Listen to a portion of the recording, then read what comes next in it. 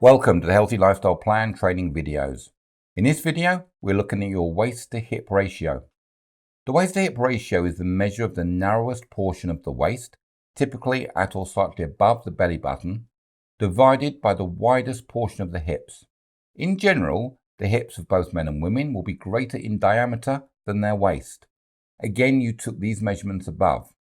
So measurements of 0.9 for men and 0.7 for women seem to correlate well with health and wellness. If the waist gets larger, it makes that number approach 1 or even more than 1 in certain situations, and insulin resistance is what causes this increase. So it should not come as a surprise that a waist to hip ratio that is too large is associated with all sorts of disease, from cancer to heart attacks. It is a simple, visible measure of insulin resistant fat. So here are the steps to figuring out your own waist to hip ratio.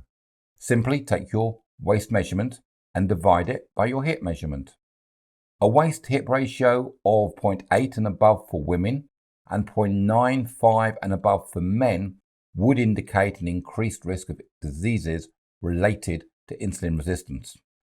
Before you begin the Healthy Lifestyle Plan, calculate your starting waist to hip ratio. And this is one of the things that you do want to see changes throughout the time that you are on the Healthy Lifestyle Plan. Now you've taken all your measurements, I want you to write them down. Or if you have access to the members area, record them in the measurements section. These body measurements I suggest you only do once a month.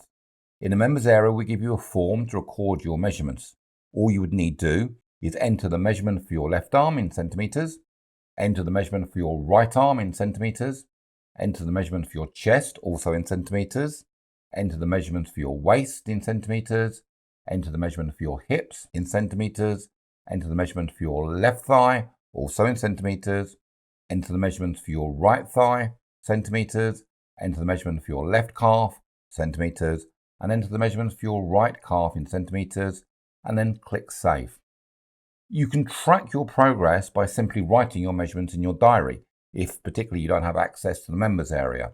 All you would do is choose a date, then write in your weight, write down your BMI, your waist circumference measurements, your waist to hip ratio, then your individual measurements, your bust, your waist, your hips, thigh, left and right, calf, left and right, your chest, and your arms, left and right.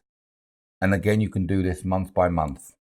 So before you start the Healthy Lifestyle Plan, take your start measurements and weigh yourself so that you can now compare back at the end of the month and clearly be able to measure your improvements. In the next video, we will look at taking photographs so you can track progress. Until then, thank you for watching this video. This is Larry Lewis.